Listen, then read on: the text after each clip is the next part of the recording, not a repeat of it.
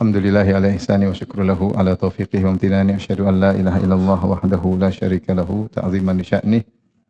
Wa asyhadu anna Muhammadan abduhu wa rasuluhu ila ridwani. Allahumma shalli alaihi wa ala alihi wa ashabihi wa ikhwan.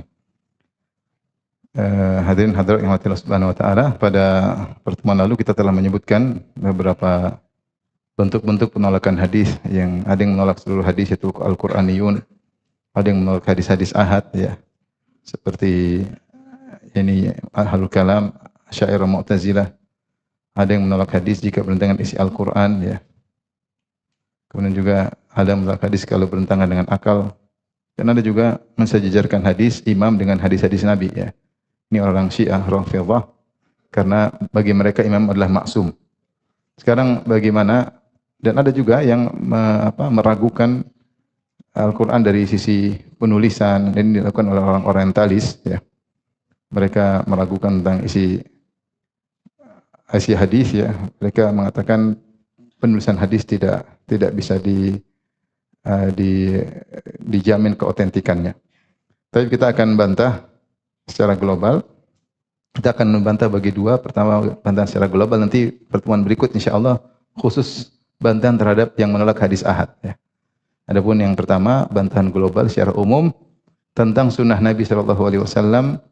Maka dengan memahami kaidah-kaidah ini atau prinsip-prinsip ini, mudah-mudahan kita bisa paham tentang sunnah Nabi SAW. Taib, di antara kaidah pertama bahwasanya Allah telah menjamin penjagaan sunnah. Allah telah menjamin penjagaan sunnah dengan firman-Nya, "Inna nahnu nazzalna dzikra wa inna lahu lahafizun." Sungguhnya kami telah menurunkan Al-Qur'an dan kami akan menjaganya. Dan penjagaan sunnah atau hadis merupakan konsekuensi dari penjagaan Al-Qur'an. Kalau Al-Qur'an Allah jaga tapi tidak dijaga penjelasannya, maka percuma. Berarti isi Al-Qur'an tersebut tidak bisa diamalkan. Karena banyak isi Al-Qur'an tidak bisa dipahami kecuali dengan apa? Sunnah. "Nazzalna ilaika dzikra litubayyana lin-nasi ma nuzila ilaihim." Litubayyana lin-nas, agar kau menjelaskan kepada manusia tentang Al-Qur'an yang diturunkan. Jadi fungsi Nabi menjelaskan. Dan juga dalam Al-Qur'an banyak Allah suruh taat kepada Rasulullah. Mungkin puluhan ayat. Ati Allah, ati Rasul, banyak ya. Wa may yuti'ir Rasul faqad ata Allah. Siapa yang taat kepada Rasulullah maka telah taat kepada Allah. Ayat-ayat seperti ini banyak. Di antaranya dalam Al-Qur'an Allah menyuruh Nabi dijadikan sebagai uswah. Laqad kana lakum fi Rasulillahi uswah. Nabi disuruh jadi uswah, berarti hadis tentang Nabi harus terjaga. Kalau enggak, maka perintah ini tidak berlaku. Kalau hadis-hadis Nabi semua diragukan, tidak dijaga oleh Allah, maka ini tidak bisa diamalkan karena uswahnya enggak ada.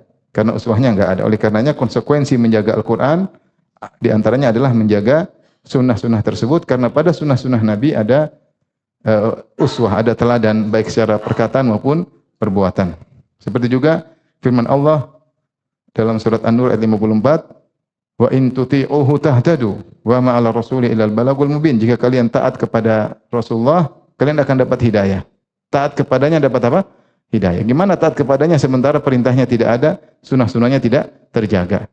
Maka ayat ini pun tidak bisa dikerjakan kecuali sunnah-sunnah Nabi juga terjaga oleh Allah Subhanahu wa taala. Makanya Allah siapkan orang-orang hebat alul hadis yang dengan jasa mereka bisa menjaga sunnah-sunnah Nabi Muhammad SAW dengan perjuangan dan pengorbanan. Kemudian juga firman Allah misalnya, "Wa ma atakumur rasulu fakhudhu wa ma nahakum anhu fantahu." Apa yang datang dari Rasulullah maka ambillah, dan apa yang Rasulullah larang maka tinggalkanlah. Ini bagaimana mau dikerjakan ayat ini? Dalam surat Dalam surat Al-Hasyr ayat 7. "Wa ma atakumur rasul fakhudhu." Apa yang datang dari Nabi maka ambillah, dan apa yang Rasul larang tinggalkanlah. Kalau ternyata sunnah Nabi tidak terjaga, maka ayat ini tidak ada faedahnya. Tidak ada faedahnya. Untuk menjaga ayat ini maka harus ada sunnah Nabi yang terjaga. Demikian juga, "Falyahdharil ladzina yukhalifuna amri an tusibahum fitnah aw yusibahum adzabun alim." Waspadalah orang-orang menyelisih sunnah Nabi, mereka akan ditimpa dengan fitnah atau ditimpa dengan azab yang pedih. Maksudnya jika menolak sunnah maka ayat ini tidak ada nilainya, Maka konsekuensi dari menjaga Al-Qur'an adalah menjaga sunnah. Demikian juga yang lebih jelas lagi, litubayyana lin-nasi, bahwa di antara fungsi sunnah adalah penjelas dari perkara-perkara global yang ada dalam Al-Quran. Jika tidak ada sunnah, maka Al-Quran tidak bisa diamalkan. Seperti aqimus sholah. Gimana cara sholat kalau enggak ada sunnah? Kemudian ulillahi ala nasi hijjul bait, kerjakan haji. Gimana kalau enggak ada sunnah cara haji secara detail? Ada yang tahu. Zakat gimana? Waktu zakat, dirikan apa? Zakat ya. Terus masalah cerai, masalah nikah, banyak hal detail-detail enggak ada sunnah. Gimana mau mengerjakannya? Terus hukum-hukum buyuk jual beli yang begitu detail, riba-riba secara detail, ilah riba dari mana? Kalau bukan dari sunnah. Kalau Al-Quran enggak detail, hanya apa? Global. Ya. Oleh karenanya, kalau sunnah tidak ada, sunnah hilang, tidak bisa dijaga keautentikannya, maka Al-Quran pun tidak ada faedahnya. Karena terlalu banyak ayat yang tidak bisa dijelaskan.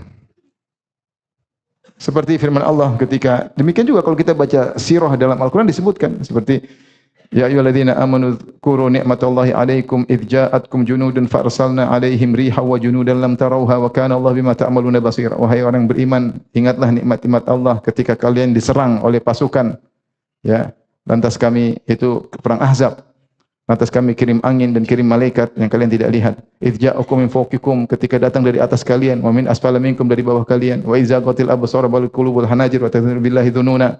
Ketika pandangan kalian tidak stabil, hati jantung kalian naik ke kerongkongan. Ini gimana kita paham ayat ini kalau kita tidak belajar sunnah tentang perang Ahzab? Al-Quran tidak ada cerita, cuma global doang. Terus detail-detailnya di mana? Dalam sunnah Nabi. Kalau nggak ada detail-detailnya ini cuma cerita, cuma judul aja. Seakan-akan cerita sirah cuma apa? Judul. Detailnya mana? Dalam Al-Quran, dalam hadis-hadis Nabi Shallallahu Alaihi Wasallam. Sehingga orang tidak bakalan bisa meresapi ayat-ayat tersebut kalau tidak mengetahui sunnah-sunnah Nabi. Maksud saya, di antara konsekuensi penjagaan adzikr adalah menjaga juga penjelasnya. Penjelasnya itu menjaga sunnah Nabi Shallallahu Alaihi Wasallam. Taib. Perkara kedua yang mungkin perlu kita perhatikan juga, yaitu bahwasanya tidak boleh kita mendustakan kabar, tidak boleh mendustakan kabar, ya. Siapa yang mendustakan kabar padahal ada kemungkinan benar, maka kesesatan yang nyata. Jadi ini orientalis biasanya, ini syubhatnya orientalis untuk membantah orientalis ya. Untuk membantah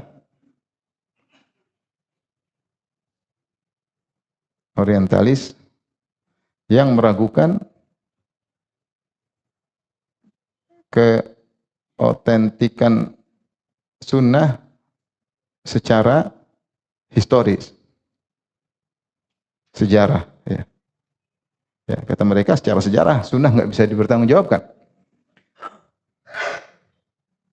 Allah berfirman, in ja'akum fasiqun binaba'in fatabayyanu. Kalau ada yang meragukan orang fasik, cek dulu. Para ahli hadis, ahli dalam bidangnya, bisa membedakan mana yang sahih, mana yang dhaif. Mereka punya kaidah-kaidah di antaranya, dan saya sebutkan beberapa kaidah di sini menunjukkan betapa detailnya mereka dan betapa hati-hatinya mereka tentang hadis Nabi sallallahu alaihi wasallam.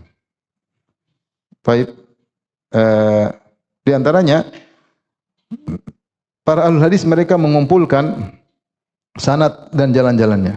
Jadi semua riwayat-riwayat mereka kumpulkan. Nanti diperiksa belakangan ya mereka.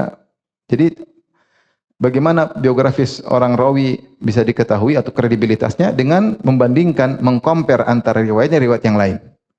Satu hadis misalnya riwayatnya 20. Dilihat, di yang riwayat yang lain ada orang-orang terkenal thiqah.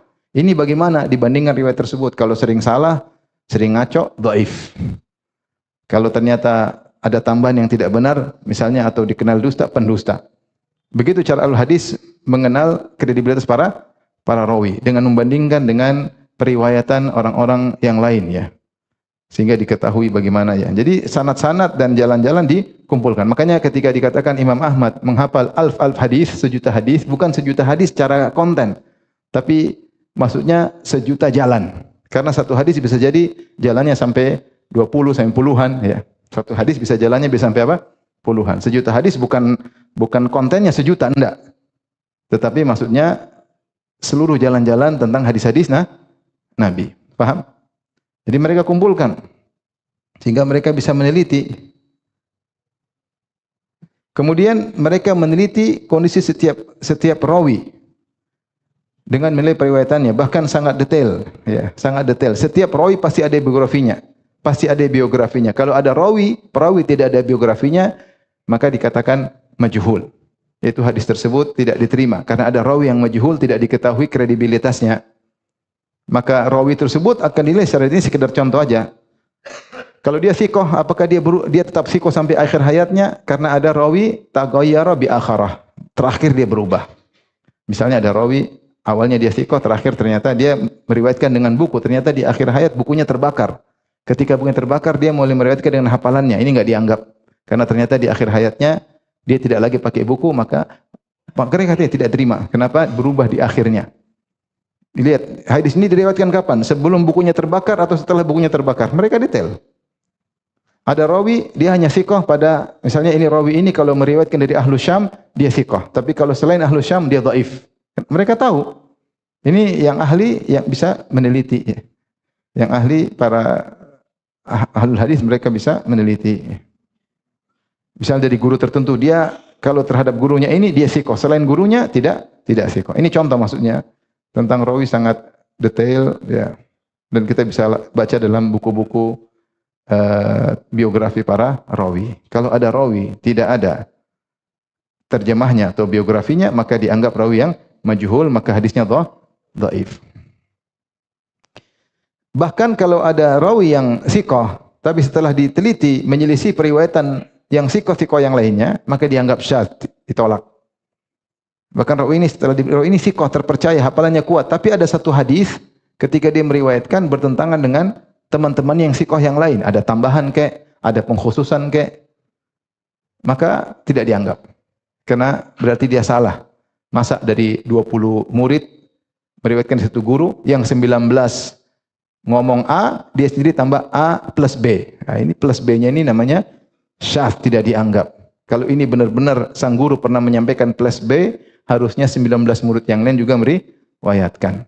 Maksudnya sedetail itu para ahli hadis. Kalau kita belajar hadis, kita akan tahu bahwasanya mereka sangat detail. Tidak serta-merta sikoh langsung diterima, enggak. Tidak serta-merta rawi ini sikoh lantas diterima, masih diperiksa lagi. Dilihat jalur-jalurnya. Ini menunjukkan ketelitian para ahli hadis. Kemudian mereka juga ketat dalam menilai tersambungnya sanad. Bisa jadi rawi sikoh, gurunya sikoh juga, apakah ketemu atau tidak? Mereka pastikan ketemu atau tidak. Apakah ini pernah berguru sama gurunya atau tidak? Terus kalau sezaman, apakah pernah ketemu? Jangan-jangan sezaman tapi tidak pernah ketemu.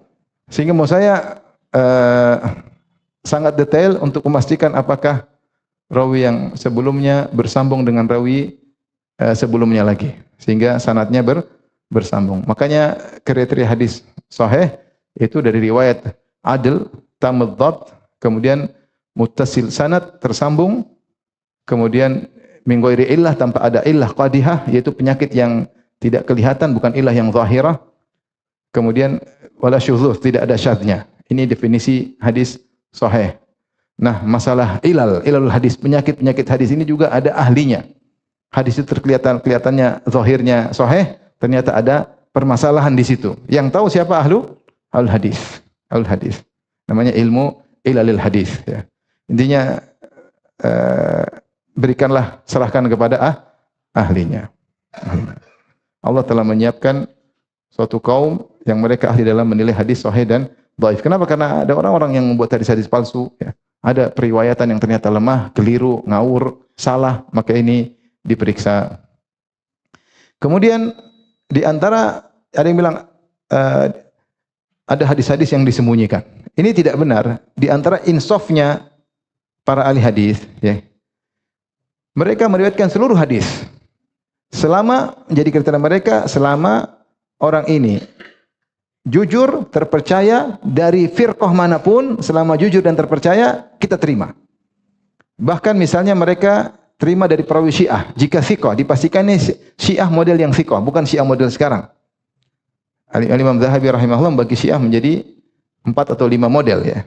Di antaranya ada yang sekedar mendahulukan Ali di atas Utsman, ada yang parah mendahulukan Ali di atas Abu Bakar dan Umar, ada yang masih menerima khilafah Abu Bakar dan Umar, ada yang menolak khilafah Abu Bakar dan Umar. Ini Syiah Bukan yang seperti sekarang. Kalau sekarang mengkafirkan Abu Bakar dan Umar, bukan menolak saja, tapi mengkafirkan Abu Bakar dan Umar. Insyaallah besok saya bahas di Roja insyaallah. Taib. Jadi perawi Syiah kalau diyakini dia kredibilitasnya oke dan dia thiqah meskipun Syiah diterima.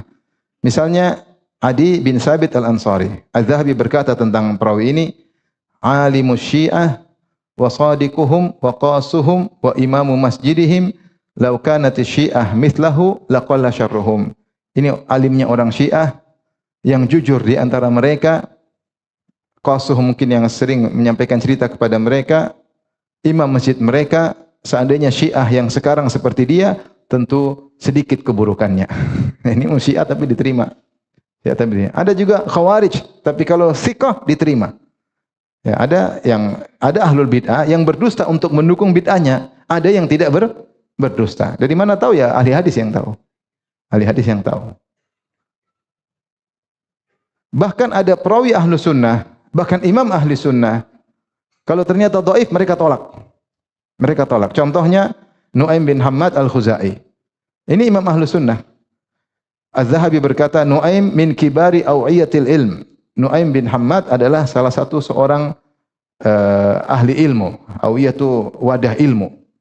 Wadah ilmu yang besar, ilmunya luas. Lakinnahu la tarkan nafs ilaih ila riwayati, tapi jiwaku tidak tentram meriwayatkan darinya. La yajuzu li ahadin an yahtajja bihi, tidak halal bagi seorang pun, tidak boleh bagi seorang pun berdalil dengan dia. Qad sannafa kitabal fitan fa ata fihi bi ajaiba wa manakir. Dia telah menulis buku kitab judulnya Al-Fitan karya Nuaim bin Hammad, tapi dia membawakan riwayat-riwayat yang menakjubkan, riwayat-riwayat yang mungkar. Padahal imam ahlu sunnah diakui keimamahannya, diakui kesolehannya, tapi ketika periwayatannya ada salah-salah ditolak. Meskipun imam ahlu sunnah. Maksud saya para ahli hadis mereka insaf, mereka jujur. Kalau Syiah tapi Syiah zaman dulu tapi thiqah terpercaya terima, Khawarij terpercaya terima. Maka ada perawi-perawi yang termasuk ahlul bidah ada. Tapi diteliti rawi-rawi tersebut jujur dan tidak bikin hadis palsu untuk mendukung bid'ah mereka. Ini menunjukkan bagaimana para ahli hadis insaf adil. Kemudian juga lihat Imam Ahmad, bahkan mereka meriwayatkan hadis-hadis tentang keutamaan Ahlul Bait. Mereka tidak menyembunyikan. Kalau memang riwayat banyak mereka riwayatkan. Seperti Imam Ahmad rahimahullah meriwayatkan 818 hadis dari Ali bin Abi Thalib dalam musnadnya. Sementara hadis Khulafaur Rasyidun yaitu Umar, Abu Bakar, Umar dan Utsman cuma 561 hadis. Sedikit karena riwayat dari Ali lebih banyak, ya. Imam Ahmad bukan karena benci sama Syiah kemudian riwayat dari Ali disedikitkan. Enggak, dia riwayatkan seadanya. Yang datang dari Ali bin Abi Thalib 800 sekian hadis, yang datang dari Abu Bakar, Umar dan Utsman cuma apa? Sedikit, ya. Abu Bakar dan Umar bukannya mereka karena Abu Bakar hidup cuma 2 tahun kemudian meninggal dunia. Umar kemungkinan karena sibuk dengan pemerintahan, peperangan sehingga tidak banyak menyampaikan hadis, ya. Berbeda dengan Abu Hurairah. Abu Hurairah radhiyallahu anhu duduk kemudian menyampaikan hadis, ya, sehingga banyak riwayat hadis dari Abu Hurairah radhiyallahu taala anhu. Oleh karenanya Ahlussunnah meriwayatkan hadis dari Ahlul Bait seperti dari Hasan, Husain, dari Ali bin Husain, dari Muhammad bin Ali bin Husain itu Muhammad Al-Baqir, dari Zaid bin Ali bin Husain dan yang lainnya. Kemudian seperti orang-orang orientalis mengatakan bahwasanya Ahlul Hadis mereka tertekan oleh Bani Umayyah sehingga mereka akhirnya tidak berani meriwayatkan hadis. Tidak benar. Karena Bani Umayyah berakhir tahun 132 Hijriah, Bani Umayyah, ya. Dinasti mereka berakhir 132 Hijriah. Dan di masa itu banyak tabi'in yang masih hidup. Banyak tabi'in yang bertemu dengan sahabat masih hidup sehingga periwayatan hadis masih di tangan mereka. Jadi tidak dikatakan mereka ditekan oleh Bani Umayyah karena Bani Umayyah sudah selesai, ganti dengan dinasti Abbasiyah. Jadi banyak perawi hadis yang menemukan dinasti Umayyah dan dinasti Abbasiyah. Umayyah sekitar 90 tahun, Abbasiyah 600-an tahun kalau enggak salah. Seperti Humaid At-Tawil, Sulaiman bin Tarkhan, Taimi, Yahya bin Sa'id Al-Ansari, Abu Hazim Salam bin Dinar, Zaid bin Aslam, Hisham bin Urwah. Seperti Hisham bin Urwah bertemu dengan Aisyah. Artinya tabi'in ini mereka banyak meriwayatkan hadis dan mereka masih hidup setelah dinasti Umayyah hancur. Karena ada orang bikin isu bahwasanya banyak hadis yang mereka tidak bisa sampaikan karena dapat tekanan dari Bani Umayyah. Itu enggak benar. Karena Bani Umayyah hancur, mereka masih hidup dan mereka masih meriwayatkan apa? Hadis. Jadi jangan bikin isu ada hadis disembunyikan-sembunyikan. Tidak benar. Hadis dijaga kuantitikan oleh Allah Subhanahu wa taala. Paham? Oke? Saya ingin menunjukkan bahwasanya kita yakin hadis itu otentik ya. Karena banyak orang bikin syubhat. Baik. Berikutnya, poin berikutnya, tidak ada hadis yang sahih yang bertentangan dengan Al-Qur'an, enggak ada. Enggak ada. Kalau hadis sahih bertentangan Al-Qur'an enggak ada. Entah hadisnya dhaif ya, atau hadisnya sahih tapi tidak bertentangan. Adapun kalau hadisnya sahih bertentangan Al-Qur'an maka mustahil. Ada hadis palsu, katanya Rasulullah bersabda, "I'ridul haditsa ala kitabillah." Coba timbang hadis dengan Al-Qur'an. Fa idza wafaqahu faqbaluhu. Kalau sesuai dengan Al-Qur'an maka terima, wa idza khalafahu farudduhu. Kalau ternyata bertentangan dengan Al-Qur'an maka tolaklah. Maka hadis ini hadis palsu, dijelaskan oleh Syaukani rahimahullah, hadis ini hadis palsu. Rasulullah tidak pernah bilang timbang hadisku dengan Al-Qur'an, enggak pernah. Justru bagaimana ini justru hadis ini bertentangan dengan ayat. Ayat yang mengatakan wa ma atakumur rasul fakhudhuh. Apa datang dari Nabi terima. Allah bilang terima langsung, enggak ada timbang-timbang. Bagaimana kemudian bilang ada hadis kata Nabi timbang dulu dengan Al-Qur'an. Padahal Allah mengatakan apa saja datang dari Nabi maka ambillah. Apa saja yang Nabi larang maka tolaklah. Maka hadis ini hadis palsu. Jika sepertinya bertentangan, maka hendaknya diserahkan kepada ulama penjelasannya. Nah, mungkin kita enggak ngerti, para ahli hadis, ya, para ulama yang ngerti bahwa ini tidak bertentangan, kamu saja yang enggak sampai pahamu. Maka kita yang bukan ulama, yang pandangan kita sempit, maka kita ini bertentangan Al-Qur'an. Padahal tidak bertentangan, ya. Sebagaimana sering ayat-ayat dianggap bertentangan kalau tidak diserahkan kepada ahlinya. Contoh, saya contohkan ayat, kalau orang bukan ahlinya maka akan mengatakan ayat kontradiktif. Seperti dalam Al-Quran ada ayat-ayat yang menunjukkan orang-orang kafir tidak berbicara pada hari kiamat kelak. Seperti hadza yaumul la yantiqun. Hari ini adalah hari di mana mereka tidak berbicara. Ada ayat seperti itu. Jadi orang-orang kafir tidak bisa berbicara pada hari kiamat kelak. Kemudian dalam ayat yang lain wa nahsyuruhum yaumal qiyamati ala wujuhim umyan wa summan wa bukma. Kami kumpulkan mereka pada hari kiamat di atas wajah mereka dalam kondisi buta, dalam kondisi bisu, dalam kondisi tuli. Kalau bisu bisa bicara tidak? Tidak. Ini dalil menunjukkan orang kafir dalam kondisi tidak bisa berbicara pada hari kiamat. Seperti juga dalam surat Yasin, al-yauma nakhtimu ala afwahihim wa tukallimuna aydihim wa tashhadu arjuluhum bima kanu yaksibun. Hari ini kami tutup mulut mereka, yang berbicara kaki dan tangan mereka. Jadi mereka tidak bisa bicara. Taib. Ternyata ada ayat lain yang menunjukkan mereka berbicara. Dalam Al-Quran banyak sekali. Allah panggil kenapa kalian begini, banyak dalam Al-Quran.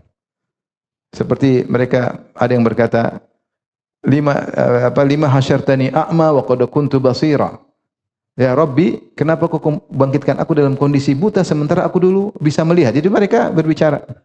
Seperti Rabbana absarna wa sami'na farji'na na'mal salihan. Inna muqinun. Ya Rabb kami, kembalikanlah kami. Kami akan beramal soleh ketika di dunia. Allah juga mengatakan misalnya, kam labithtum fil ardi adada sinin. Allah bertanya, berapa lama kalian wahai penghuni neraka waktu di dunia? Qalu labithna yauman aw ba'dha yaum. Ada diskusi. Kata mereka, kami hanya sehari atau setengah hari. Demikian juga para ahli neraka, takhasumu ahli nar. Mereka saling debat. Jadi banyak dalil, ternyata orang kafir juga saling berbicara. Terus bagaimana? Kalau orang yang malas berpikir, ini kontradiktif. Al-Quran gimana sih? Katanya orang kafir enggak bisa bicara, ini kok bisa bicara? Kalau ahli ilmu mereka bilang mudah mengkompromikannya karena hari kiamat panjang, padang mahsyar 50.000 tahun. Ada kondisi mereka enggak bisa berbicara. Ada kondisi mereka diizinkan berbicara. Seperti itu mudah. Seperti mereka dibangkitkan dalam kondisi telanjang, setelah itu dikasih pakai baju. Jadi kondisi mereka macam-macam ya. Sehingga mudah. Tapi kalau kita hanya bukan ahlinya, ini bertentangan. Nah, hadis-hadis juga begitu. Hadis-hadis juga begitu. Kalau orang hanya lihat tidak punya ilmu, dia akan langsung mengatakan apa? Bertentangan. Padahal ini hadis bahas apa, ini bahas apa. Maka demikian juga hadisnya Al-Quran. Jangan dianggap bertentangan. Contoh yang disangka hadis bertentangan dengan ayat.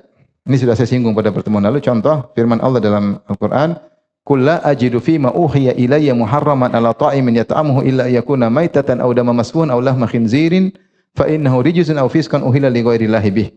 Katakanlah wahai Muhammad, aku tidak mendapati dari Al-Quran yang turun kepadaku sesuatu yang diharamkan bagi seorang yang mau makan, kecuali yang diharamkan cuma ini. Illa ayyakuna maitah, yaitu bangkai. Au dama masfuhan, darah yang mengalir. Au lahma khinzirin, atau daging babi. Ya. Fa innahu rijis, itu najis. Au fiskan uhilla li ghairillahi bih, atau sembelihan yang dipotong dengan selain nama Allah. Cuma 4. Bangkai, darah mengalir, daging babi, sembelihan bukan di atas nama Allah. Baik, datang hadis menjelaskan ada yang haram lain. Yang diharamkan yang lain apa? Humur ahliyah. Ketika perang Khaybar, Rasulullah kasih pengumuman, ala inna al-humur al-ahliyah qad hurrimat. Ketahuilah bahwasanya keledai negeri telah diharamkan. Dan itu ketika para sahabat sedang kelaparan, kekurangan makanan, kemudian mereka nyembelih keledai, kemudian mereka masak di tungku, tinggal disantap, haram. Subhanallah. Kenapa enggak diharamkan dari tadi sebelum disembelih? Ya, ujian. Sudah siap disantap, ada pengumuman, ketahuilah bahwasanya keledai negeri diharamkan. Udah mereka buang aja dimakan. Padahal lagi kelaparan. Ya Allah punya hikmah di balik itu.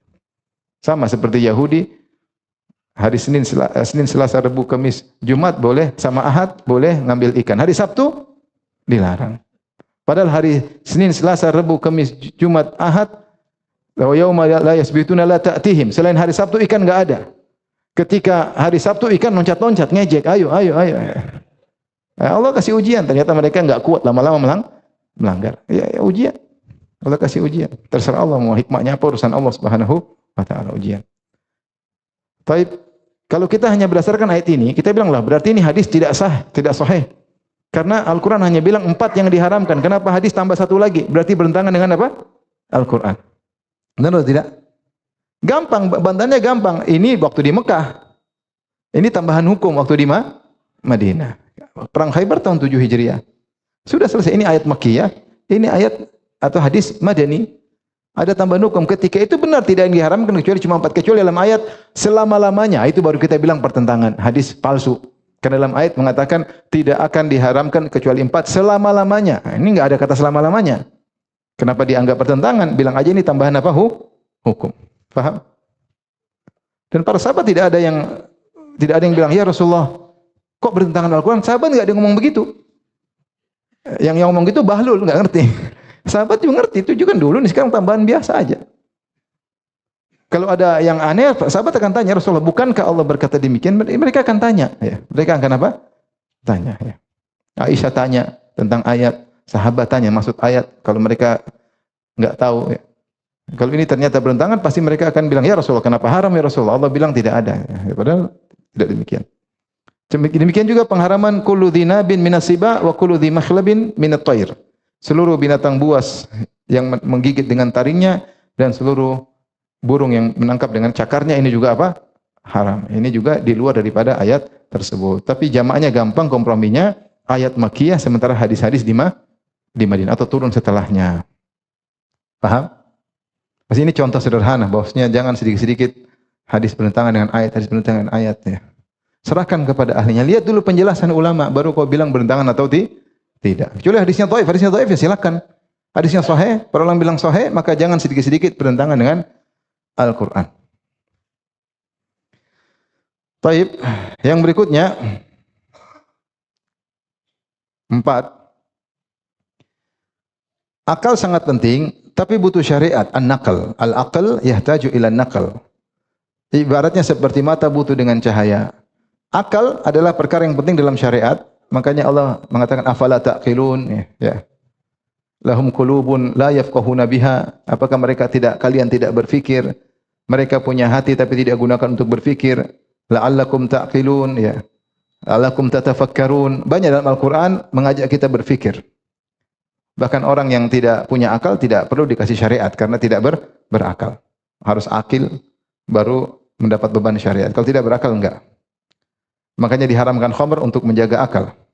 Tetapi ingat, akal Jika akal bersendiri, dia punya keterbatasan. Apalagi pada perkara-perkara yang gaib.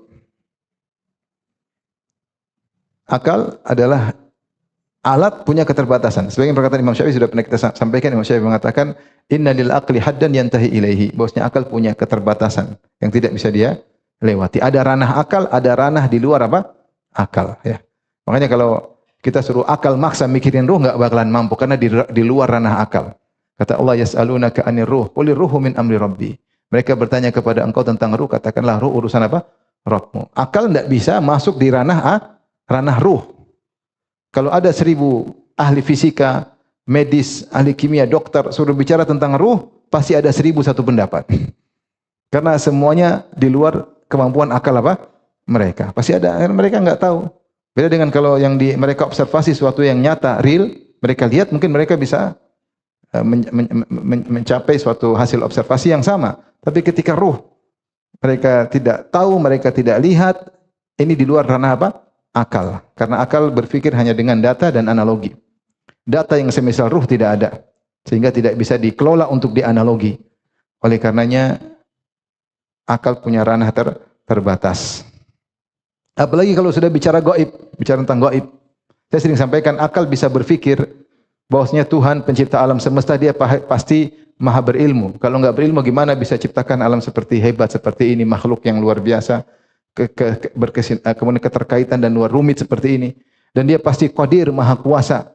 Kalau dia tidak maha kuasa, bagaimana bisa bikin langit yang luas seperti ini? Dia pasti maha kuasa. Dan dia pasti punya kehendak, karena dia melakukan ini semua, ini beda, itu beda, berarti ada keinginan yang berbeda-beda. Tapi detail-detailnya, bahwasanya Tuhan tuh begini, ini akal enggak sampai. Akal enggak sampai. Oleh karenanya, akal mungkin bisa tahu perkara gaib secara global, tetapi secara detail tidak bakalan bisa. Oleh karenanya, jika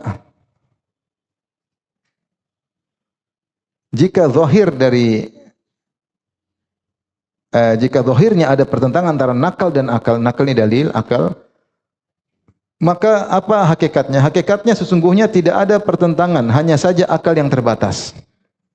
Tidak ada pertentangan, cuma akalmu yang belum bisa paham. Cuma akalmu yang belum bisa paham. Mungkin orang yang bisa paham, kok tidak bisa paham. Seperti sebagian orang mengaku, saya tidak bisa paham jika Allah di atas. Ya sudah, kok enggak bisa paham, ngapain kau urusin? Ada orang lain bisa paham. Terus Allah bagaimana? Allah tidak di atas, tidak di bawah. Justru akal kita enggak bisa paham dengan begitu. Allah tidak di atas, tidak di bawah. Maksud saya, mungkin menurut akalmu tidak masuk akal, menurut akal orang masuk akal. Ketika menurutmu tidak masuk akal, bukan berarti ayat yang salah atau hadis yang salah, tetapi akalmu yang terbatas. Akalmu yang terbatas. Maka sungguhnya tidak ada pertentangan, hanya akal kita yang terbatas. Oleh karenanya, jika zahirnya bertentangan antara akal dengan dalil, maka harusnya didahulukan dalil. Kenapa? Karena akal adalah ilmunya makhluk, ilmu makhluk. Akal adalah ilmunya makhluk, ya. Ilmunya makhluk, adapun kalau dalil adalah ilmunya Khalik. Dalil akal, nakal adalah ilmunya Khalik. Tentunya tidak bisa diberentangkan ilmu makhluk dengan ilmu apa? Khalik. Baik, paham sampai sini? Kita lanjutkan berikutnya pada poin yang kelima. Ya.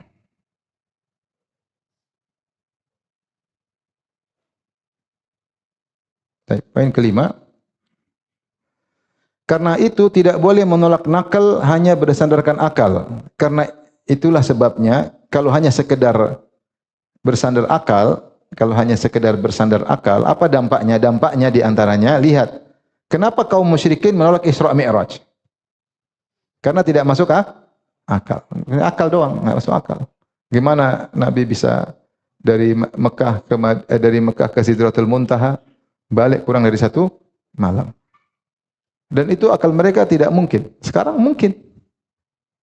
Karena mereka tidak pernah yang melihat ada yang semisal. Menurut mereka tidak ada alat yang bisa mengantarkan seorang dalam waktu yang singkat. Enggak mungkin. Mungkin kemudian hari untuk jet mungkin bisa bolak-balik ya. Tapi ketika itu mereka bilang tidak mungkin. Kenapa tidak mungkin? Karena akal mereka tidak menemukan data yang seperti itu. Zaman itu tidak mungkin. Ini tidak bicara dari bumi ke Sidratul Muntaha. Ini baru bicara dari Mekah ke mana? Masjidil Aqsa yang cuma jaraknya mungkin sekitar berapa? 1.500 kilo atau 2.000 kilo. Tidak mungkin pergi malam pulang subuh sebelum subuh. Kenapa mereka tidak mungkin? Karena saya katakan cara kerja akal adalah data dikelola. Datanya tidak ada untuk mereka analogikan. Mereka tidak punya data, ada alat transportasi yang cepat, nggak ada. Tapi kalau dibilang sama orang sekarang ya mungkin aja. Rudal aja bisa cepat, supersonik. Supersonik ya. Bisa cepat. Ya. Manusia mungkin juga bisa. Sekarang kita bilang masuk akal. Zaman dulu tidak masuk akal. Sekarang kalau bilang bisa enggak ke Sidratul Muntaha cepat dengan jarak sekian juta, entah berapa miliar kilo, mungkin kita sekarang bilang enggak masuk akal. Karena kita enggak punya data, apa mungkin ada kecepatan seperti itu membawa manusia, dan apakah tubuh manusia bisa kuat untuk dibawa ke kecepatan yang tinggi seperti itu? Bagi kita sekarang enggak masuk akal. Mau dipaksa akal enggak bisa, karena pasti tubuhnya robek, pasti karena dia menggunakan data yang ada. Ya, data yang ada. Sebagaimana orang musyrikin dahulu menggunakan data, tidak ada sarana transportasi secepat itu, sehingga mereka menolak, sehingga mereka tertawa kepada Muhammad. Sampai Muhammad, dari mana kau? Saya dari Masjidil Aqsa, tiba sebelum subuh ya. Kau diam ya, saya panggil teman-teman, jangan rubah ceritamu ya. Udah kumpul nanti kau rubah. Ini ingin mempermalukan Nabi, dan Nabi tidak rubah, Nabi cerita seadanya. Bagi mereka tidak masuk akal. Kenapa? Datanya tidak ada. Karena itulah bersandar hanya sekedar akal, kaum musyrikin menolak hari kebangkitan. Tadi, man yuhyil idhama wa hiya ramim, bagaimana bisa tulang yang kering dan dingin bisa menghidupkan suatu yang hidup. Ini sudah kering, sudah dingin. Namanya kehidupan itu sifatnya hangat dan basah. Namanya kehidupan itu pasti ada kelembapan dan ada hangat, iya enggak? Kalau orang mati udah dingin, mati nih. Masih ada basahnya tapi udah dingin, mati. Kalau hidup itu selalu ada hangat, ada apa? Ada basahnya, kelembapan. Kalau udah kering, dingin, udah nggak mungkin. Ini logika mereka, sehingga mereka mengatakan nggak mungkin. Gimana caranya? Ya karena datanya nggak ada. Maka Allah ajarin. Kata Allah di antaranya, Alladzi ja'ala lakum minasyajaril akhdari nara fa idza antum minhu tuqidun. Allah sekarang jelaskan, dan ini yakin ini firman Allah. Allah bikin kias yang terbalik. Kata Allah, bukankah pohon yang basah dan dingin ketika digosok bisa jadi api yang panas kering? Bisa enggak? Allah bilang, Alladzi ja'ala lakum minasyajaril akhdari nara. Yang bisa membangkitkan tulang ini adalah yang bisa menciptakan api dari pohon hijau yang basah. Ambil pohon hijau basah, digosok-gosok, keluar api. Api kering atau tidak? Kering dan panas. Ya. Bisa keluar dari zat yang terbalik, lembab, basah, dingin. Berarti suatu unsur bisa menimbulkan unsur yang berbalik. Paham tidak? Sekarang air kalau kita buka H2O, oksigen sama hidrogen, meledak atau tidak? Meledak ya. Makanya ada yang bikin, wallah sudah jalan atau belum, katanya mobil dengan pakai air. Jadi tinggal beli aqua. Tapi ada yang bilang ada. Benar atau tidak? Benar atau tidak? Katanya sudah ada. Maksudnya, ya, pengakuannya ada ya. Tapi secara logika mungkin saja. Bagi orang dulu nggak mungkin. Akal dia nggak masuk akal. Ya. Makanya dia mengatakan, man yuhyil idhama wa hiya ramim. Siapa yang bisa menghidupkan kembali tulang belulang yang sudah kering dan dingin? Gimana bisa jadi kehidupan? Maka Allah kasih logika. Maksud saya, kalau hanya sekedar logika, maka banyak ayat-ayat yang akan kita tolak. Demikian juga orang kafir menolak terbelahnya bulan. Apa? Bulan terbelah. Nggak masuk akal. Siapa yang belah kembalikan lagi? Nggak mungkin. Ya, kalau Tuhan ya mungkin. Bagi mereka tidak mungkin. Baik. Ini contoh. Ya. Makanya seperti saya sampaikan juga, Ibnu Sina menolak hari kebangkitan jasad. Dia hanya menerima kebangkitan ruh. Karena menurut dia kebangkitan jasad tidak masuk akal. Akal dia tidak masuk akal. Sudah sering kita sampaikan syubhatnya Ibnu Sina. Makanya dikafirkan oleh Ghazali di antara gara-gara itu. Karena Ibnu Sina menolak kebangkitan jasad. Dia bilang hari kiamat yang dibangkitkan cuma apa? Cuma ruh. Baik. Kalau hanya bersandar akal, maka kita akan menolak kisah Ashabul Kahfi. Benar enggak? Mana ada manusia tidur 309 tahun? Dongeng. Seperti perkataan orang musyrikin, asatirul awwalin, dongeng orang-orang terdahulu. Bagaimana tidur? Kita tidur baru 1 hari udah bangun kelaparan. 7 hari mati. Ini 309 tahun bangun segar-segar aja. Cuma lapar sedikit, pingin beli makanan. Tubuh biasa-biasa saja, tidak ada kuku jadi panjang, rambut jadi gondrong, enggak, biasa aja. Karena kalau kok jadi begini? Enggak. Mereka biasa-biasa saja. Cuma lapar, memang udah tidur ya bikin lapar ya. Kalau hanya akal kita akan tolak kisah Ashabul Kahfi. Kalau kita hanya akal kita akan nolak Nabi Isa lahir tanpa ayah, enggak masuk akal. Gimana Nabi Isa lahir tanpa ayah? Gimana Nabi Isa bisa menghidupkan yang mati? Enggak masuk akal. Kalau kita hanya pakai akal kita akan nolak kisah Nabi Musa, bagaimana tongkat dirubah jadi ular, bagaimana air bisa mengalir ke bawah, malah mengalir ke atas, dengan tongkat air mengalir ke atas. Ini melanggar hukum. Enggak masuk akal. Iya, kalau pakai akal saja enggak masuk akal. Maka kalau hanya sekedar akal bahaya. Akal saja bahaya. Taib. Sama para penolak hadis yang menolak hadis hanya sekedar akal, metode mereka sama dengan para penolak Al-Quran yang pakai akal. Sama. Kenapa orang menolak Al-Quran? Karena menurut mereka tidak masuk akal. Nah, jangan juga kalian menolak hadis hanya sekedar akal, sama dengan penolak Al-Quran. Metodenya sama.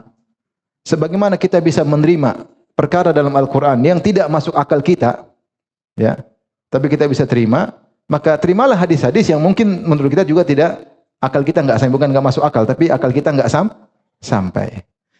Yang kita boleh tolak dengan akal yaitu mumtani' li dzatihi. Ini yang kita tolak secara akal boleh, secara zat ini mustahil, secara logika ini mustahil. Contoh, misalnya kita mengatakan Allah bisa menciptakan Tuhan semisalnya. Ini enggak mungkin. Karena secara logika enggak mungkin, namanya Tuhan itu mencipta bukan diciptakan. Maka tidak mungkin tergabungan antara pencipta dengan dicipta. Sering orang tanya, apakah Tuhan Maha Kuasa atas segala sesuatu bisa menciptakan Tuhan semisalnya? Kita bilang mustahil. Karena ini mumtani, mustahil secara zatnya. Karena namanya Tuhan itu pencipta bukan dicipta. Faham? Misalnya, apakah seorang ibu bisa melahirkan anak yang melahirkan dan tidak dilahirkan? Ya enggak mungkin. Apakah kita bisa bikin segitiga yang bulat? Ya enggak mungkin. Kalau bulat namanya bulat, segitiga. Bisakah kita bikin segitiga segi 4? Goblok, segitiga. Ini namanya mumtani li dzati, enggak masuk akal. Ini Allah sebutkan seperti dalam surat ini, Allah sebutkan metode mumtani li dzatihi. Ini kita boleh tolak kalau tidak masuk akal secara logika, seperti firman Allah dalam surat At-Tur. Am khuliqu min ghairi syai'in am humul khaliqun. Allah sebutkan 2 hal yang tidak masuk akal, tinggal 31. Jadi Allah taksim akli ada 3 model, penciptaan ada 3. Am khuliqu min ghairi syai'in. Apakah mereka tercipta tanpa sesuatu, tanpa ada yang menciptakan? Am humul khaliqun, ataukah mereka menciptakan diri mereka sendiri? Masuk akal enggak? Secara akal. Apakah sesuatu tercipta tanpa ada yang menciptakan? Artinya muncul tidak sendiri, tidak mungkin secara akal. Dan apakah mereka menciptakan diri mereka sendiri? Juga tidak masuk akal. Bagaimana mereka menciptakan diri mereka sendiri? Tinggal kemungkinan yang ketiga, ada yang menciptakan mereka, yaitu Allah Subhanahu wa ta'ala. Ini contoh Allah menggunakan pendalilan akal, Allah hilangkan. Jadi ada taksim akli, pembagian ayat 3. Sesuatu ada itu, alam semesta ini, ada tanpa ada pencipta. Kedua, menciptakan diri sendiri. Yang ketiga, ada yang menciptakan. Yang pertama, tanpa pencipta, enggak masuk akal. Am khuliqu min ghairi syai'in. Apakah muncul tanpa ada yang mencipta? Tidak masuk akal. Am humul khaliqun, apakah mereka menciptakan diri mereka sendiri? Juga tidak masuk. Berarti tinggal kemungkinan yang ketiga yang Allah tidak sebutkan, tidak perlu karena ini sudah diketahui bersama. Berarti ada yang menciptakan makhluk. Ini contoh mumtani li dzatihi. Secara logika enggak mungkin sesuatu menciptakan dirinya sendiri. Kalau sebenarnya kita boleh tolak. Tapi perkara yang kita tidak bisa mikir, tapi tidak mumtani li dzatihi, kalau Allah bilang Allah bisa, ya sudah. Kita benerin aja. Seperti seorang tidur 300 tahun, nyaman. Mungkin atau tidak? Mungkin saja, tapi bukan tidak dikatakan mustahil secara zatnya. Itu mustahil kalau kita yang bikin, tidak bisa. Tapi dia bukan mustahil secara zatnya, paham? Kalau tinggal masukin kulkas, hidup lagi misalnya. Kalau kita. Tapi Allah mampu seperti itu, tidak ada masalah. Kecuali yang mumtani li dzatihi, maka kita bisa tolak secara akal. Dan banyak Allah ketika membantah orang-orang musyrikin, Allah menggunakan dalil akli. Ketika Allah menetapkan hari kebangkitan, Allah juga menggunakan dalil akli. Ya. Baik. Jadi mau saya, kalau hanya sekedar akal untuk menolak hadis, itulah metode juga yang dilakukan oleh orang-orang yang menolak Al-Quran. Maka jangan demikian. Paham yang kelima? Maka jangan tolak hadis dengan akal. Selama hadisnya sahih. Tanya ulama ini penjelasannya bagaimana. Ya. Jangan sedikit, tidak masuk akal. Yang sedikit tidak masuk akal. Akhirnya hadis ditolak-tolak. Padahal akal kamu yang bahlul. Ya. Akal kamu yang pendek. Tapi kita lanjutkan yang terakhir. Oh, belum terakhir. Perhatikan mereka mengatakan Imam Bukhari, ini syubhat, yang bikin buku hadis. Kita bilang bukan Imam Bukhari yang pertama menulis hadis. Penulis hadis sudah ada sebelumnya. Sebelum Imam Bukhari sudah banyak yang menulis tentang hadis Nabi sallallahu alaihi wasallam. Seperti perhatikan ini sejarahnya, ini secara histori, ini penting ya. Agar karena orang-orang yang taris bikin keraguan terhadap keautentikan hadis. Pertama perhatikan ikhwan dan akhwat, orang-orang Arab sudah mengenal penulisan. Meskipun banyak di antara mereka bertumbuh pada hafalan. Rasulullah mengatakan nahnu ummatun ummiyah. Kami la naktub wala naktub. Kami enggak nulis, kami kaum ummi. Ada yang mengatakan disana kepada ibu seperti ibu, yaitu orang lahir tidak bisa menulis, tidak membaca. Orang Arab banyak yang begitu. Tapi bukan berarti mereka tidak menulis. Di antara buktinya di zaman jahiliyah sudah ada namanya al-mu'allaqatul asyarah atau al-mu'allaqatus sab'ah. Yaitu al-mu'allaqatul asyar, yaitu syair-syair yang hebat yang ditulis oleh 10 penyair hebat atau 7 penyair hebat. Saking hebatnya mereka tulis ditempelkan di Ka'bah. Namanya itu syair paling top di zaman itu. Syair paling top di zaman itu. Dulu kalau zaman Arab dahulu sarana komunikasi atau media sosial terbaik adalah apa? Syair. Maka syair paling top yang menunjukkan tingginya bahasa Arab, mereka pilih ada 10 penyair terbaik, mereka tempel. Ada yang mengatakan mereka tulis dengan tinta emas dan mereka tempelkan di Ka'bah. Si orang lihat syair itu terpesona, ini bahasanya tinggi sekali. Bahasanya tinggi sekali. Kalau kita nggak ngerti ini apa, ngomong apa. Tapi kalau mereka yang punya dzauq, punya rasa tentang bahasa Arab, mereka bilang ini syair sangat hebat. Jadi sudah tertulis sejak zaman jahiliyah. Berarti zaman jahiliyah ada tulisan atau tidak? Ada. Penyair-penyair tersebut banyak. Umrul Qais, ya, Zuhair bin Abi Sulma, Labid bin Rabi'ah, Amr bin Kuthum, Antara bin Shaddad, banyak. Taib. Kemudian ini yang pertama, jadi orang Arab sudah ada yang menulis. Kemudian di masa Nabi, beliau menyuruh nulis Al-Quran. Rasulullah tidak menulis. Karena Rasulullah SAW dijaga oleh Allah tidak bisa menulis. Meskipun Rasulullah menyuruh orang belajar tulisan. Kenapa? Karena untuk menjaga keautentikan Al-Quran, bahwasanya Al-Quran bukan karangan Muhammad. Wama kunta tatlu min kitabin wala takhutuhu biyaminik idzan lartabal mubtilun. Kata Allah, kau tidak pernah bisa membaca, kau tidak pernah bisa menulis. Seandainya kau pernah bisa baca, bisa menulis, orang-orang akan mengatakan kau belajar di buku-buku lama. Tapi orang yang hidup sama Nabi tahu Muhammad ini sejak kecil tidak bisa baca, tidak bisa tulis. Kok ada Al-Quran? Berarti Al-Quran bukan karangan Muhammad.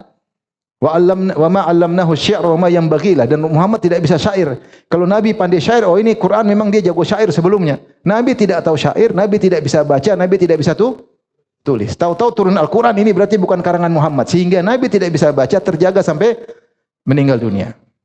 Oleh karenanya Nabi tidak bisa baca, ini kemuliaan. Kalau kita enggak bisa baca, bahlul. Dan Nabi suruh orang belajar baca, maka di antara ketika tawanan perang Badar, Nabi bilang di antara fidyahnya ajarin kaum Ansor baca tulis. Siapa yang bisa ngajar bebas. Karena Nabi ingin orang-orang bisa baca dan bisa apa? Tulis. Kalau dia memang enggak boleh, aturannya enggak boleh karena untuk menjaga konten Al-Qur'an, bahwasanya Al-Qur'an itu bukan karangan Muhammad. Taib, ketika turun Al-Qur'an, Nabi suruh tulis dan Nabi punya kutabul wahyi, itu para sekretaris penulis wahyu. Ada 40 orang Nabi pilih, mereka nulis Al-Qur'an. Setiap Al-Qur'an turun mereka tulis. Mereka tulis. Jadi sudah ada para penulis enggak? Ada. Berapa orang? 40 orang. Penulisan sudah ada. Al-Quran ditulis. Dan kemudian Nabi sempat melarang menulis selain Al-Quran. Kata Nabi SAW, La taktubu anni ghairal Quran. Jangan tulis dariku selain Al-Quran. Waman kataba anni ghairal Quran falyamhu. Siapa yang menulis dariku selain Al-Quran, maka hapuslah. Ini di awal. Karena Rasulullah tidak ingin Al-Quran tercampur dengan yang lainnya. Kalau tulis Al-Quran doang. Tapi lama-lama Rasulullah izinkan. Kata Rasulullah, uktubu li Abi Syah, tuliskan bagi Abi Syah hadis. Setelah itu Rasulullah SAW mengizinkan untuk menulis apa? Hadis. Ya. Dan Abu Hurairah pernah mengatakan tidak ada yang meriwayatkan hadis banyak seperti Abdullah bin Amr bin As. Kenapa? Dia menulis, aku tidak menulis. Jadi setelah itu Rasulullah mengizinkan untuk menulis apa? Hadis. Jadi penulisan hadis sudah ada sejak zaman Nabi. Sudah mulai penulisan hadis. Oleh karenanya ini tadi yang kedua, yang ketiga, Nabi sempat melarang, tapi setelah itu Nabi membolehkan. Dan banyak sahabat yang menulis hadis. Ya. Dan penulisan sahabat tentang hadis ada dua model. Pertama sahifah-sahifah. Yang kedua adalah risalah-risalah, tulisan-tulisan yang mereka kirimkan. Ya. Contoh seperti yang pertama, adanya suhuf sahabah, yaitu para sahabat punya sahifah-sahifah. Seperti itu para sahabat sudah seperti sahifah Abu Bakar As-Siddiq. Abu Bakar As-Siddiq punya sahifah tentang faraiduz zakat. Abu Bakar nulis zakat itu aturannya begini, dia tulis. Berarti ada. Ya.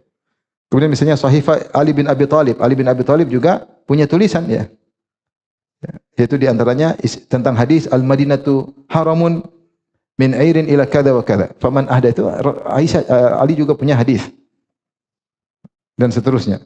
Kemudian Abdullah bin Amr bin As juga punya namanya sahifah, buku atau lembaran-lembaran nulis hadis dinamakan dengan sahifah shadiqah. Sudah ada. Kemudian sahifah Abdullah bin Abi Aufa disebut oleh Imam Bukhari dalam Kitabul Jihad, ya. Sahifah Abi Musa Al-Asy'ari. Dan banyak sahifah-sahifah para sahabat, ya. Sahifah Samurah bin Jundub. Jadi sahabat sudah pada nulis hadis banyak. Sahifah Anas bin Malik. Kemudian juga model kedua adalah tulisan para sahabat dan risalah-risalah mereka. Seperti tulisan Umar bin Khattab radhiyallahu taala anhu kepada Bah bin Farqad, ya. Sebagian sunnah-sunnah Nabi dia tuliskan, ajarin. Seperti tulisan Usaid bin Hudzair Al-Ansari radhiyallahu anhu tentang sebagian hadis-hadis Nabi sallallahu alaihi wasallam dan juga tentang qada'nya Abu Bakar dan Umar dan Utsman. Dia kirim kepada Marwan bin Hakam sebagai pelajaran. Nih dia kirim. Dia tulis, sahabat kirim. Berarti penulisan hadis sudah ada. Dan banyak. Jadi maksud saya jangan dibayangkan muncul tiba-tiba. Muncul tiba-tiba enggak. Sudah ada tulisan hadis sejak zaman para sahabat, ya. Azan kan? 1 menit lagi. Baik. Buku kitab-kitab hadis sebelum Sahih Bukhari. Banyak kitab-kitab hadis ini. Contoh, Hammam bin Munabbih wafat 137 Hijriah. Dia punya buku. Ini buku mengumpulkan hadis-hadis. Zubair bin Adi Al-Hamadani wafat 131 juga punya buku hadis, kumpulan hadis. Ibnu Jurayj Al-Makki 150 Hijriah juga punya buku hadis. Ma'mar bin Rashid Al-Basri Tsumma Sun'ani 153 juga Hijriah juga punya buku hadis. Ini sebelum Bukhari semua. Imam Bukhari lahir 194. Lahir 194. Said bin Abi Arubah juga punya buku. Ibrahim bin Said bin Ibrahim bin Abdurrahman bin Auf juga punya buku hadis. Abdullah bin Mubarak Al-Marwazi juga punya buku hadis. Ismail bin Ja'far Al-Madini juga punya buku hadis. Malik bin Anas punya kitab Muwatta, kitab hadis. Kemudian Sufyan Ats-Tsauri juga punya kitab hadis. Dan seterusnya. Jadi Imam Bukhari bukan satu-satunya yang nulis hadis, ya. Sebelum dia banyak. Dan Imam Bukhari hanya tulis 2.500 hadis yang sahih. Dia pilih. Hadis banyak lebih daripada itu. Dan guru-guru Imam Bukhari juga nulis hadis. Contoh Imam Ahmad. Imam Ahmad gurunya Imam Bukhari. Dalam musnadnya ada 27.000 hadis. Berapa? 27.000 hadis. Ibnu Abi Syaibah gurunya Imam Bukhari punya buku musannaf isinya hadis dan asar sahabat jumlahnya 37.000. 37.000 hadis dan asar. Sebelumnya lagi gurunya Imam Ahmad, Abdul Razak As-San'ani. Dia punya buku tentang hadis dan asar isinya musannaf Abdul Razak 20.000 hadis dan asar. Yang menulis zaman Bukhari juga ada, buku-buku di zaman Imam Bukhari, Imam Muslim misalnya. Kemudian juga kitab-kitab mustakhrajat ala Sahih Bukhari. Mustakhrajat itu apa? Orang bikin seperti Sahih Bukhari tapi dia enggak lewat jalur Bukhari, lihat jalurnya Imam Bukhari, ketemu di gurunya Imam Bukhari. Ya, hadisnya sama tapi dari jalur yang lain. Maksudnya hadis bukan cuma ada di Sahih Bukhari. Ada yang mengatakan di luar Sahih Bukhari hadisnya palsu semua, enggak. Buku hadis sudah ada. Yang hadis dalam Sahih Bukhari juga terdapat dalam buku-buku yang lainnya. Jadi hadis tertulis historinya bisa dipertanggungjawabkan. Ini maksud saya. Wallahu a'lam bishawab. Baik, demikian saja. Wabillahi taufiq. Assalamualaikum warahmatullahi wabarakatuh.